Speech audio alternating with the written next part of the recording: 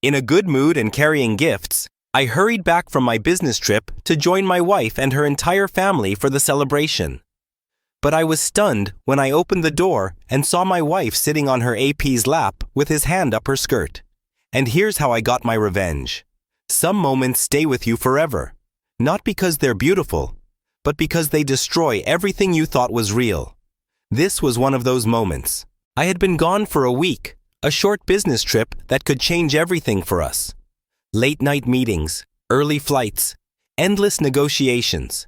I cut my trip short to surprise Olivia, my wife of 6 years. I picked out gifts, her favorite perfume, a necklace she had been eyeing, even a little something for her parents. I wanted to make her happy. I thought I was coming home to someone who loved me. I was so wrong. The house felt warm when I walked in. Laughter spilled from the dining room. The smell of home-cooked food filled the air. Soft music played in the background. It was perfect. And then, in a matter of seconds, it wasn't. I stepped into the room, gifts still in my hands, and there she was. Olivia, sitting on a man's lap. His hands were up her skirt, gripping her thigh, and she was smiling, laughing as if this was just another casual moment in her life, as if I didn't exist. The entire room froze when they saw me. Her mother's smile disappeared. Her father stiffened, gripping his fork like a weapon. Her sister muttered, "Oh shit." And Olivia? She looked at me like I was the intruder. Her eyes widened, mouth opening slightly, but no words came out. And the man beneath her? He just grinned like this was funny, like I was the pathetic husband catching up too late. And that's when it hit me. They weren't expecting me. They weren't even worried about getting caught, because in their minds, I was nothing. I had already lost. A beat of silence stretched between us. Then Olivia laughed, a brittle, nervous sound. "Babe, you're back early," she said, scrambling off his lap like that was the issue. Like the problem was my timing, not what she was doing. I didn't move. I didn't speak. I just watched her. And in that moment, memories started flooding back. The late nights I stayed up to support her dreams. The way she used to hold my hand under the dinner table. The nights we spent planning our future. A future that was never real. I had worked for us. She had thrown it away for him. And I needed to understand why. She wasn't scared. She wasn't crying or apologizing or looking at me like a woman who had been caught. Instead, she looked annoyed, like I had inconvenienced her. "Babe, it's not what it looks like," she started. Her AP scoffed. "Oh, come on, Liv," he muttered, sipping his drink. "Why are we playing this game?" She shot him a look, but it was too late. The mask had slipped, and I saw her for what she really was. A woman who had already moved on. She just hadn't bothered to tell me. I had two options: explode, yell, fight. Prove that I still cared, or say nothing. Let them believe they had won. I chose the second, because the worst thing I could do was give them a reaction. And as I stood there, staring at the woman I had wasted my life on, I realized something. She thought she had control. She thought I was weak. She thought I would beg her for answers. But what Olivia and her AP didn't know, I wasn't just going to walk away. I was going to destroy them. And they would never see it coming. Betrayal is like a slow-motion car crash. You see it happening, you understand the damage it's causing, but for a few seconds, your brain refuses to accept reality. I stood there in the middle of my home, our home, staring at my wife, Olivia, perched comfortably on another man's lap. My fingers tightened around the gift bag still in my hands. It was supposed to be a surprise. A small gold bracelet with her initials. I'd spent hours picking it out. And here she was, sitting on another man like I never existed. The worst part? She wasn't even ashamed. I felt something rise in my chest, not just rage, something colder, sharper. For a brief moment, my body wanted to react. To flip the table, to wipe that smug grin off her lover's face, to yell so loudly the entire neighborhood would hear. But then another feeling settled over me. Clarity. Control. Because Olivia and her affair partner, Chris, expected something from me.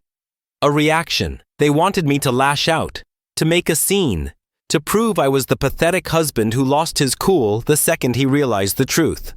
I wasn't going to give them that. I forced a slow breath, letting the silence stretch uncomfortably.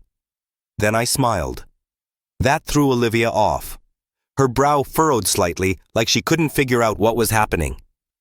"You're right, Olivia," I said, my voice almost too calm. "I am early."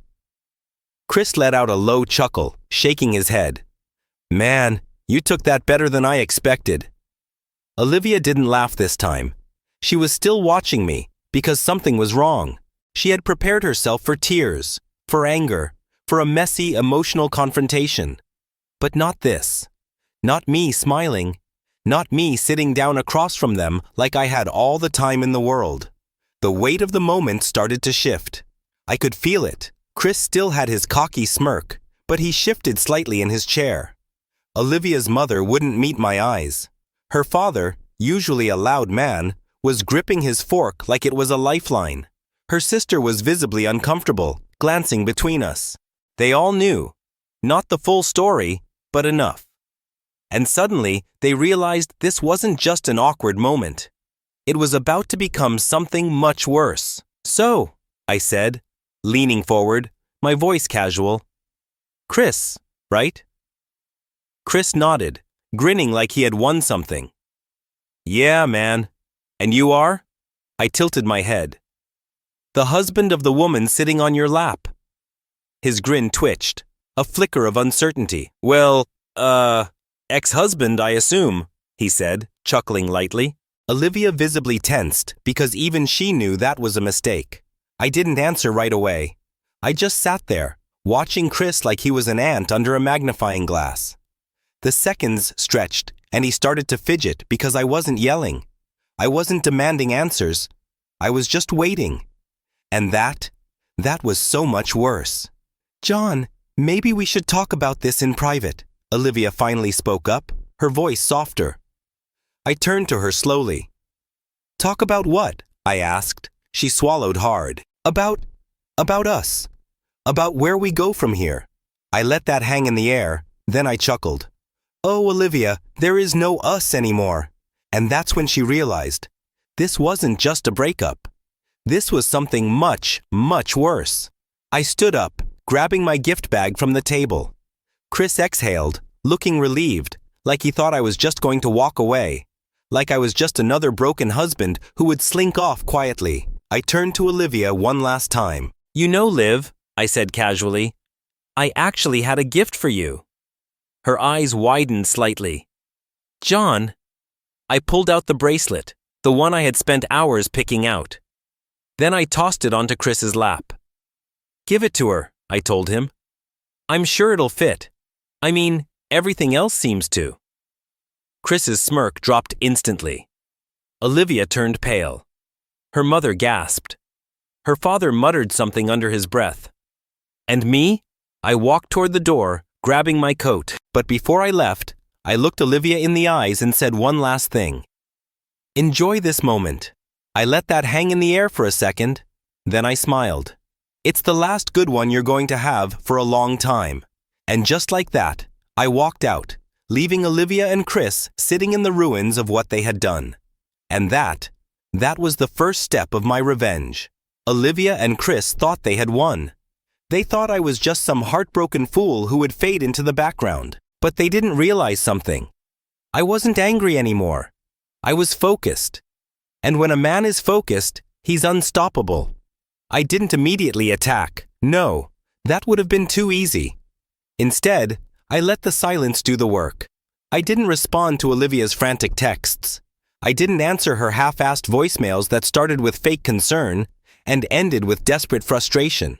She went from, "John, we need to talk. I know you're upset, but please don't overreact," to "John, you can't just ignore me like this. We need to be adults about this," to "John, what the hell?